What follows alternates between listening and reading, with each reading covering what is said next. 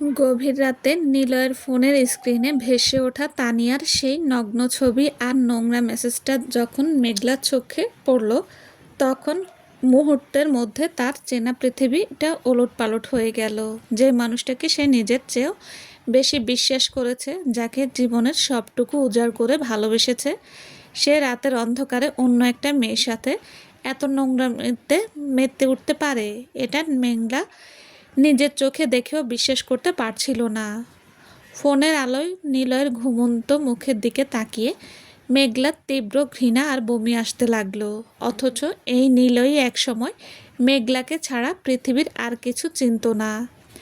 সেই সোনালি অতীত।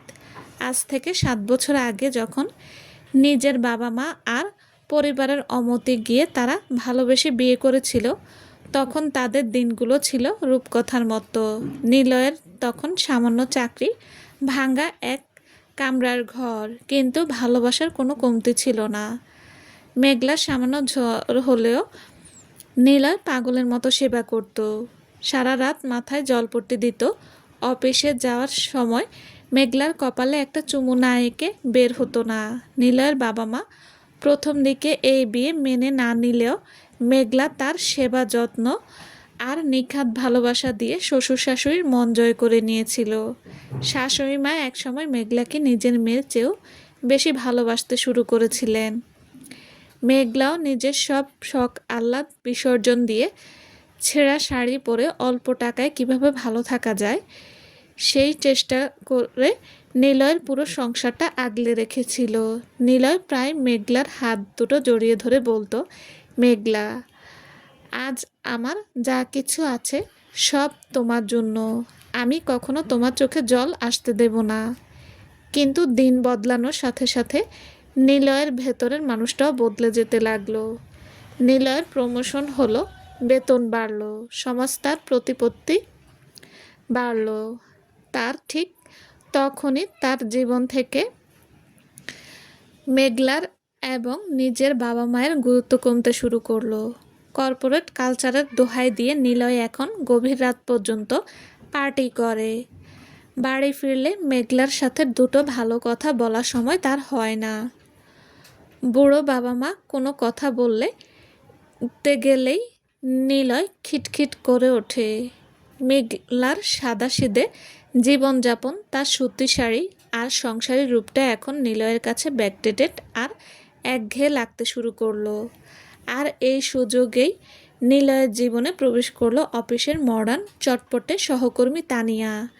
নিলয় এখন আর মেঘলার হাতের রান্নার প্রশংসা করে না, উল্টো কথায় কথায় খুঁত ধরত। মেঘলা ঘরে ঢুকলেই ফোনটা লুকিয়ে ফেলে, বাথরুমে ফোন নিয়ে ঢুকে ঘন্টার পর ঘন্টা কাটিয়ে দেয়। অতীতের সেই যত্নশীল ভালোবাসার মানুষটা চোখের সামনে পুরোপুরি বদলে একটা অচেনা, স্বার্থপর আর প্রতারণার পুরুষ সে পরিণত হলো। মেঘলা সব বুঝেও সংসারের শান্তির জন্য চুপ করে থাকতো। কিন্তু আজকের রাতের এই নোংরা ছবিটা তার সহ্যের সব বাঁধ ভেঙে দিল। পরদিন সকালে নিলয় যখন ঘুম থেকে উঠল, মেঘলা কোনো চিৎকার চেঁচামেচি বা কান্নাকাটি করলো না। সে খুব ঠান্ডা মাথায় ফোনের সেই নোংরা চ্যাটের স্ক্রিনশটগুলো আর ছবিগুলো ড্রয়িং রুমে নিলয় এবং তার বাবা মায়ের সামনে এনে ধরল।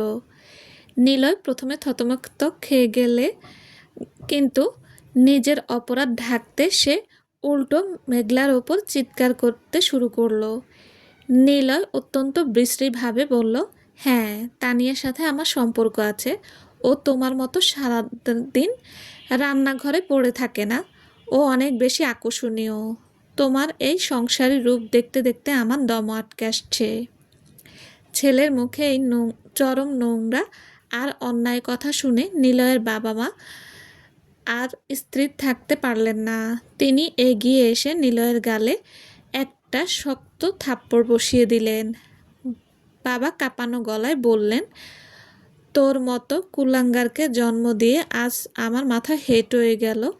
যে মেয়ে নিজের বাবা মাকে ছেড়ে এসে এক ভাঙা সংসার জোড়া লাগায়, তুই তার সাথে এই নোংরামি করলি? শাশুড়ি মাও মেঘলাকে জড়িয়ে ধরে কাঁদতে লাগলেন। কিন্তু মেঘলার চোখের জল এক নিমিষেই শুকিয়ে পাথর হয়ে গেছে। সে বুঝতে পারল যে পুরুষ নিজের এত বড় অন্যায় নোংরামির পরও অনুতপ্ত হওয়া তো দূরের কথা, উল্টো তাকেই দোষী বানায়। তার সাথে আর এক ছাদের নিচে থাকা মানে নিজের আত্মসম্মানকে প্রতিদিন গলা টিপে হত্যা করা। মেঘলা শান্ত গলায় বলল, বাবা মা, আপনারা আমাকে মেয়ের মতো ভালোবেসেছেন, কিন্তু এই মানুষের সাথে আর থাকা আমার পক্ষে সম্ভব না। যেখানে সমস্যা সরি যেখানে সম্মান নেই, সেখানে ভালোবাসা আসলে একটা মরীচিকা। নিলয়ের বাবা মা নিজে দাঁড়িয়ে থেকে মেঘলাকে বিদায় দিলেন এবং বললেন, মারে, আমাদের ক্ষমা করে দিস। আমরা ছেলের বাবা মা হলেও আজ থেকে তোর সাথে আমাদের সম্পর্ক অটুট হলো। তুই আমাদের মেয়ে। কখনো কোনো কিছুর প্রয়োজন হলে অবশ্যই এই বুড়ো বাবা মাকে জানাতে ভুলবি না। মেঘলা মাথা নাড়ল। তারপর বাড়ি ছেড়ে মেঘলা সোজা চলে গেল তার নিজের বিধবা মায়ের কাছে। সমাজ, প্রতিবেশী আর কিছু দূর সম্পর্কের আত্মীয় স্বজন মেঘলাকেই দোষ দিতে চাইল। তারা বলল, পুরুষ মানুষ একটু আধটু অমন করেই, তাই বলে ঘর ছাড়তে হয়? মানিয়ে নিলেই তো পারতিস। কিন্তু মেঘলার মা এবং শ্বশুর শাশুড়ি দুজনেই মেঘলার পাশে পাহাড়ের মতো এসে দাঁড়ালেন। শ্বশুরমশাই নিজে এসে মেঘলার মায়ের হাতে কিছু টাকা দিয়ে বললেন, বেন সাহেব, মেঘলা আমার মেয়ে। ও যেন কখনো নিজেকে একা না ভাবে। সবার আর এই ভালোবাসাই মেঘলার ভেঙে যাওয়া মনে এক নতুন শক্তির জন্ম দিল। নিজেকে প্রমাণ করার জন্য মেঘলা তার রান্নার জাদুকে অস্ত্র বানালো। দুই মায়ের সাহায্য নিয়ে সে নিজের রান্নাঘর থেকে ছোট আকারে একটা অনলাইন হোমমেড ফুড ডেলিভারি আর ক্যাটারিং সার্ভিস শুরু করলো। ফেসবুক পেজ খুলে নাম দিল নতুন আকাশ। প্রথম কোনো অর্ডার আসতো না, কিন্তু মেঘলা দমে যায়নি। সে নিজে গিয়ে বিভিন্ন অফিসে লিফলেট দিয়ে আসতো। মেঘলার রান্নার অসাধারণ স্বাদ, খাবারের বিশুদ্ধতা আর সততার কারণে আস্তে আস্তে অফিসের মানুষজন তার খাবারের ভক্ত হয়ে গেল। অর্ডারের চাপ এত বাড়ল যে মেঘলা ব্যাংকের লোনের সাহায্যে এবং শ্বশুরের দেওয়া জমানো টাকার সাহায্যে শহরের প্রাণকেন্দ্রে একটা ছোট রেস্তোরাঁ খুলে ফেলল। সেখানে সে আরও 4 জন অসহায় নির্যাতিত নারী এর কর্মস্থানের ব্যবস্থা করল। 1 বছরের মধ্যে মেঘলা আর সেই গৃহবধূ রইল না। সে হয়ে উঠল শহরের একজন অত্যন্ত সফল এবং পরিচিত নারী উদ্যোক্তা। এদিকে মেঘলা চলে যাওয়ার পর নিলয় আর তানিয়ার বিয়ের সম্পর্কটাও বেশি দিন টেকেনি। তানিয়া আসলে নিলয়ের টাকা, দামি গাড়ি আর পজিশন দেখে এসেছিল। ছেলের এই নোংরামি মেনে নিতে না পেরে নিলয়ের বাবা মা ও নিজেদের গ্রামের বাড়িতে চলে যান এবং নিলয়ের সাথে সব সম্পর্ক ছিন্ন করেন। যখনই নিলয় একা হয়ে গেল এবং মানসিক টেনশনে অফিসে ভুল করতে শুরু করলো, তার পদোন্নতি আটকে গেল, তখন তানিয়া সুযোগ বুঝে নিলয়কে ছেড়ে অন্য এক উচ্চপদস্থ কর্মকর্তার সাথে সম্পর্কে জড়িয়ে গেল। তানিয়া যাওয়ার সময় নিলয়ের ব্যাংক অ্যাকাউন্ট থেকে মোটা অঙ্কের টাকা সরিয়ে নিয়ে গেল। লোভ আর মোহ কেটে যেতেই নিলয় বুঝতে পারল সে আসলে তাসের ঘরের পেছনে ছুটেছে। নিজের জীবনের আসল রত্ন এবং নিজের বাবা মাকে হারিয়ে ফেলেছে। সে লোকমুখের মেঘলার আকাশ ছোঁয়ার সাফল্যের কথা জানতে পারে। নিজের একাকিত্ব আর অপরাধবোধ সহ্য করতে না পেরে একদিন সে মেঘলার রেস্তোরাঁ এসে হাজির হয়। নিলয়ের পরনে এখন আর সেই জাঁকজমক পোশাক নেই, চোখে মুখে ক্লান্তির ছাপ। সে মেঘলার সামনে গিয়ে অপরাধীর মতো মাথা নিচু করে দাঁড়ালো। নিলয় ধরা গলায় বলল, আমাকে ক্ষমা করে দাও মেঘলা। আমি তানিয়ার রূপ আর মোহে অন্ধ হয়ে গিয়েছিলাম। বাবা মাও আমাকে ছেড়ে চলে গেছে। আমি একদম একা হয়ে গেছি।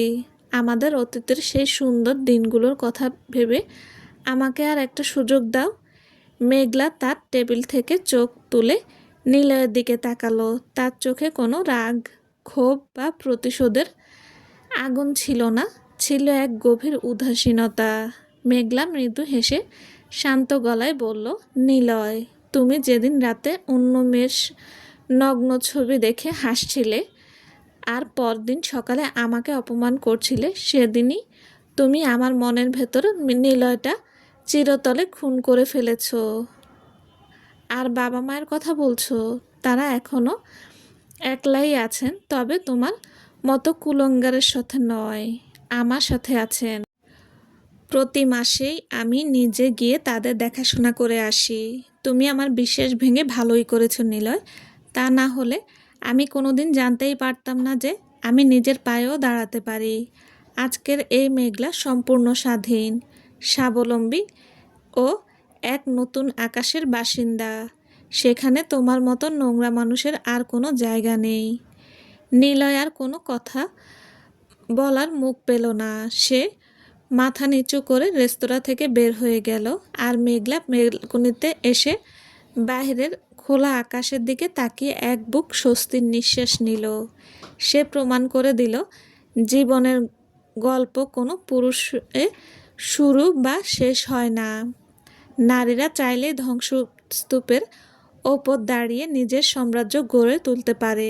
শুধু সাহস ও মনোবল প্রয়োজন, আর একটু ভালোবাসার প্রয়োজন, যা ও নিজের মা ও শ্বশুর শাশুড়ি থেকে পেয়েছে। মেঘলা তাদের কাছে আজীবন কৃতজ্ঞ থাকবে, তাদের নিঃস্বার্থ ভালোবাসার জন্য। সমাপ্ত। আসসালামু আলাইকুম। গল্পটা কেমন লেগেছে প্লিজ জানাবেন, আর লাইক কমেন্ট করবেন, আর সাথে শেয়ার করে দেবেন। আর যারা আমার চ্যানেল এখনও সাবস্ক্রাইব করেননি তারা প্লিজ সাবস্ক্রাইব করে দেবেন। সবাই ভালো থাকবেন। আল্লাহ হাফেজ।